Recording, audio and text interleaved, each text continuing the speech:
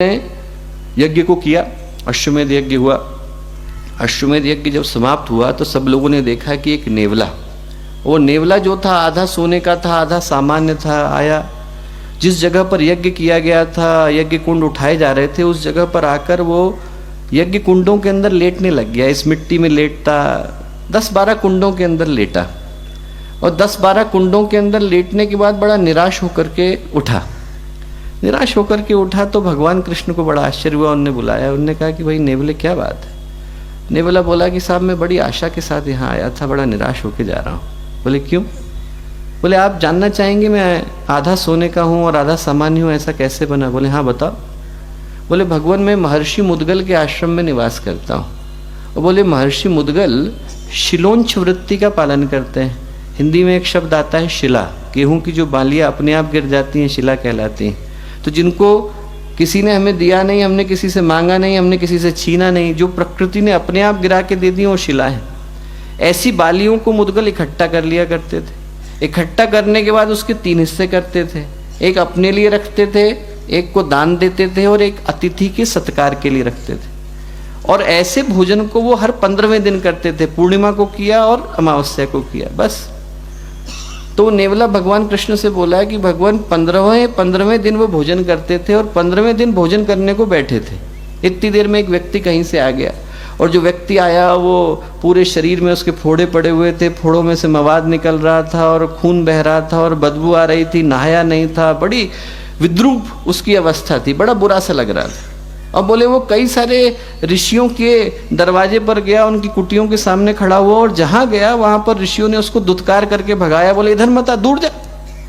और बोले जैसे ही वो महर्षि मुद्गल के सामने आया तो जो 15वें दिन में अपना भोजन करने को बैठे थे उन्हें अपनी थाली उठाई और उस व्यक्ति के सामने रखी, उसको भोजन कराया, उसको पानी पिलाया। पिलाने के बाद कुल्ला कराने को उठे और जब कुल्ला करा रहे थे तो उसकी आंखों से, उस व्यक्ति की आंखों से आंसू गिरे और बोला कि मानवता कहीं तो बची है साहब, इंसानियत कहीं तो है। और बोले उसकी आंखों से जो आंसू गिरे वो मेरी पीठ पे आके गिरे। और बोले जिन जिन जगहों पे पीठ पे गिरे हैं उन जगहों से सोने का हो गया हूँ, बाकी जगह से खाली रह गया हूँ। बोले तब से भटकता घूम रहा हूँ, तब से ये सोचता घूम रहा हूँ कि यदि कहीं पर कोई धर्म का काम होता है, अध्यात्म का काम होता है तो वहाँ भटक करके चला जाता हूँ कि यदि इस जगह की मिट्टी में लेटूंगा तो शायद पूरा सोने का हो जाऊँ। बोले अनेकों जगहों पर भटका, कहीं सोने का नहीं हो पाया। यहाँ तो बड़ी आशा के साथ आया। जब पता चला कि भगवान यज्ञ को करा रहे हैं और कराने वाले जो हैं धर्मराज हैं, तो इस आशा के साथ आया कि यहाँ से तो पक्का मैं सोने का हो जाऊंगा। नहीं हो पाया। क्यों? भगवान कृष्ण बोले इसलिए नहीं हो पाए कि हम लोग तो यज्ञ को करना जानते हैं, मुद्गल यज्ञ को जीना जानते हैं। बोले जो इंसानियत को अपना लेता है और मानवता को अपना लेता है वो यज्ञ को जीने लग जाता है। दोस्तों भगवान कृष्ण जो हजारों वर्ष पहले कह करके गए वो आज की तारीख में भी उतना ही सत्य है। आज इस संसार को एक ही मंत्र की और एक ही यज्ञ की आवश्यकता है, मानवता की। यदि हमारे अंदर मानवता आ जाए, हमारे अंदर करुणा आ जाए, हमारे अंदर इंसानियत आ जाए तो इंसान देखते देखते भगवान में बदल जाता है। यदि हमारे अंदर के देवता को जगाना है, आप हाइड्रोजन ले लो, आप ऑक्सीजन ले लो, हाइड्रोजन अलग है, ऑक्सीजन अलग है, और दोनों को मिलाते हैं, दोनों के दोनों अपने आप में वोलेटाइल गैसेस हैं। हाइड्रोजन अलग, अकेली हाइड्रोजन को आप फोड़ोगे तो पूरे ब्रह्मांड को समाप्त करने की सामर्थ्य रखती। ऑक्सीजन से बचने के लिए तो हम लोग फायर स्टेशन बनाते हैं और दोनों को जोड़ दो तो क्या बन जाता है? पानी बन जाता है। वैसे ही इंसान है और भगवान से जुड़ जाता है तो देवता बन जाता है। इंसान इंसान नहीं रह जाता, भगवान भगवान नहीं रह जाता। और वो बनने के लिए जिस चीज़ की आवश्यकता है वो यही है कि हमारे अंदर की इंसानियत जाग जाए, हमारे अंदर की मानवता जाग जाती है तो इंसान के अंदर इतनी सामर्थ्य है कि वो पूरे विश्व को हिला पाने की ताकत रखता है। और भगवान वो परीक्षा लेने के लिए दिए। भगवान को आप समझना चाहो तो भगवान को आप कंट्रोलर ऑफ एग्जामिनेशन के रूप में समझ लो। आपको कंट्रोलर ऑफ एग्जामिनेशन रजिस्ट्रार जो होता है यूनिवर्सिटी का डिग्री देता है, पर देने से पहले क्या करता है? परीक्षा लेता है, मुफ्त में नहीं देता है। ऐसा नहीं है कि आप जाके खड़े हो जाओ और कहो कि साहब हमको दे दो, आप बैचलर की तो नहीं मिलेगी, आपको एग्जाम देना पड़ेगा। वैसे ही भगवान जो है देता जरूर है पर देने से पहले परीक्षा लेता है। और क्या बन करके लेगा ये पता नहीं। हमारा जो प्रश्न पत्र है वो आउट है, बाहर घूम रहा है। आप बाहर निकलोगे आपके मानवता की परीक्षा हो जाएगी कि साहब आप बैठे थे और बातचीत चल रही थी, इंसानियत की बात चल रही थी, मानवता की आपकी परीक्षा हो जाएगी।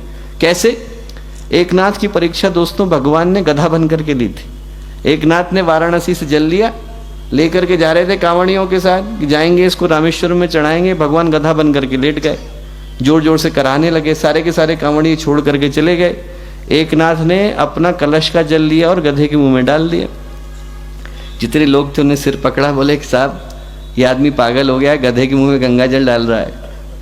बोले साहब हमसे देखा नहीं गए, इतना तकलीफ में था ये गधा कि हमें लगा कि इसकी मदद कर देनी चाहिए। थोड़ा आगे बढ़े तो वो गधा फिर से करा तो उन्होंने दूसरा कलश लिया, वो भी डाल दिया गधे के मुंह में। बाकी के सारे लोग बोले आदमी पागल हो गया है, कांवड़ी छोड़ के चले गए। एकनाथ ने कहा पानी तो खत्म हो गया, वापस वाराणसी जाते हैं, कुछ लेकर के आते हैं। उधर चलने लगे तो वो जो गधा था वो भगवान शिव के रूप में प्रकट हुआ। बोले कहीं जाने की जरूरत नहीं है, रामेश्वरम तुम्हारा जल पीने यहीं चले आए। भगवान परीक्षा लेने के लिए आ जाते। नामदेव की परीक्षा भगवान कुत्ता बन करके पहुंचे थे लेने के लिए। रोटी बेल रहे थे, कुत्ता बन करके भगवान आए और रोटी छीन करके भागे। और कोई होता तो डंडा लगाता। नामदेव घर के अंदर गए, घी लेकर के आए, कुत्ते के पीछे भागे, बोले चुपड़ तो लेने दो, आप सूखी ले जा रहे हो। ये भाव हमारे अंदर आ जाता है दोस्तों, तो फिर व्यक्तित्व प्रबंधन का मूल मंत्र आ जाता है। व्यक्तित्व प्रबंधन का पहला मंत्र है कि व्यक्तित्व के केंद्र के अंदर जो हमें इंसानियत दी गई है। इंसान होने का लाभ ही तब है जब इंसानियत आए। इंसान होने का उद्देश्य तब है जब हमारे अंदर मानव